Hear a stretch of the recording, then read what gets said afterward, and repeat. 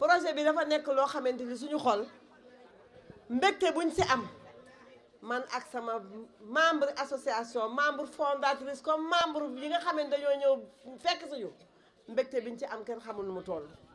moo tax nag bala ñuy wax dara dañuy gërëm monsieur le sous-préfet ministre Omar Gueye wax la que léegi aayul gaaf xam nga lu tax sous-préfet aayul gaaf bi mu ñëwee fii lépp li nga xamante ni fii amoon na fi muy injustice yaakaar nañ jàppale nañ ci bu baax.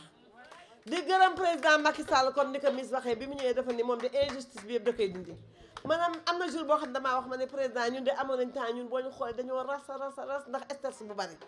stressé woon nañu ndax sonaloon nañu fitnaaloon nañu duñu toog duñu taxaw buñu tëddee guddi sax dañu xalaat ñu bombardé ñu waaye alhamdulilahi rabbil alamin bi nga xamante président Macky Sall jël na Sénégal bi mu ñëwee Sénégal tamit dafa ne injustice yëpp lay réparé njëkk a réparé nag bi nga xamante ni moo amoon ci commune bi muy lu méttee métti femme rurale ministre wax na ko ñu ma ci ne arrondissement de Sangalkam la woon kon 4C yi la woon lu nekk rek ak temps France dafa bëri ay histoire yu mu fi def yoo xamante ni suñu archive a ngi nee chef de village wóor na ko bi ñu daggalee fii élevage bi dañoo bay am suñu grand prix moo tax bi ñu yëgee ne président day ñëw yaakaar naa ne dañoo gën a bégaat ndax xam nañ ne bu dag bi daggee jigéen daañu ci amaat seen wàll ci dinañ jigéen nañ defaat résultat bu ëpp bañ doon def projet bi mënoon na dem feneen nga ne boobu projet defar naa ko passé lu ma ci ñëwaat mais danga ne yow tamit injustice bi ñu def ñun jigéen ñii say jigéen ñun waa France danga ñu koy xeexal fajal nga ñu seen rangooñ yal na la yàlla fay.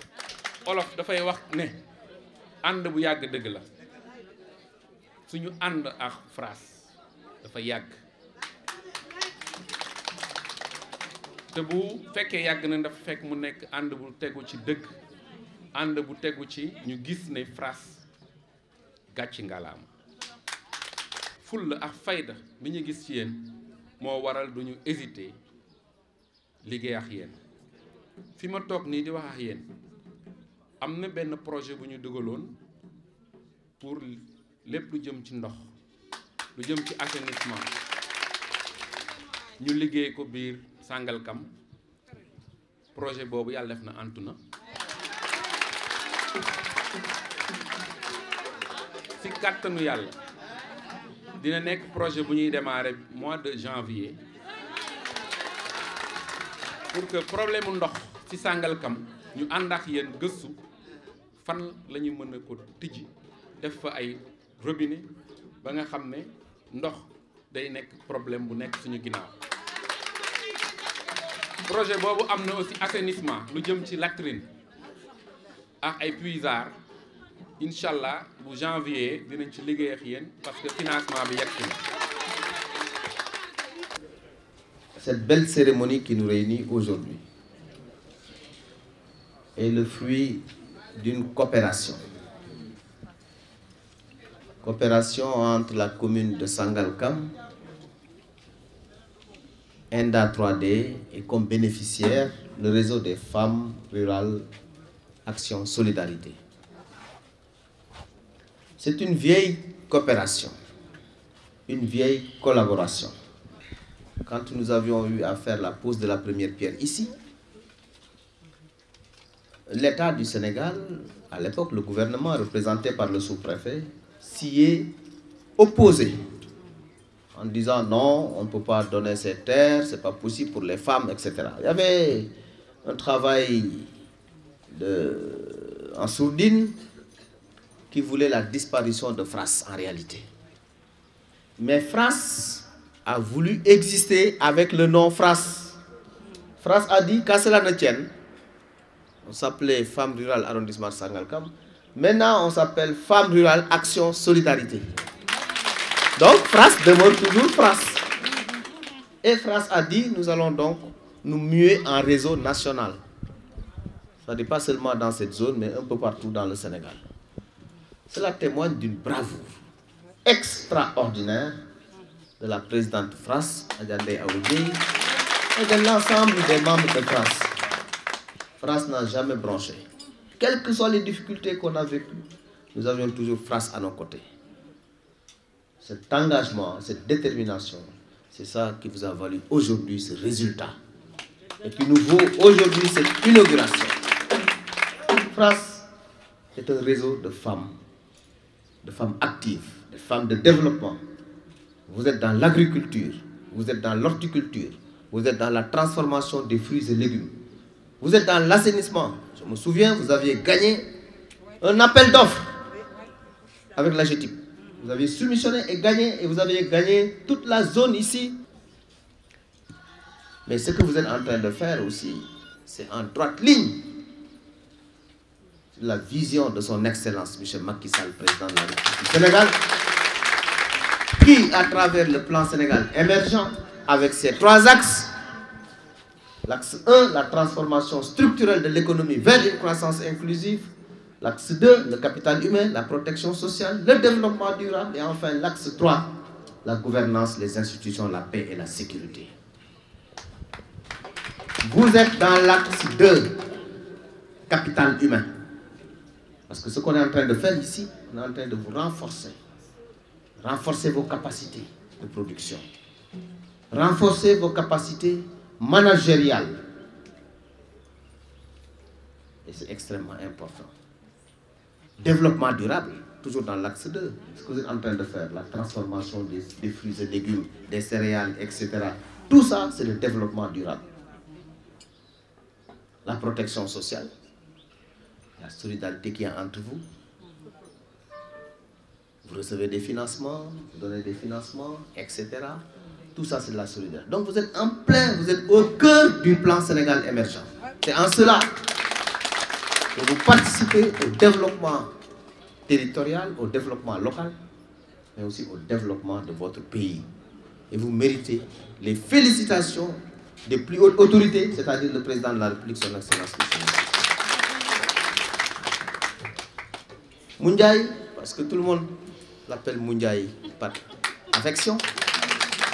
On va dire M. Cissé, on dit Moundiaï Cissé, c'est ça qui est connu, c'est très bien. Vous êtes un acteur de développement.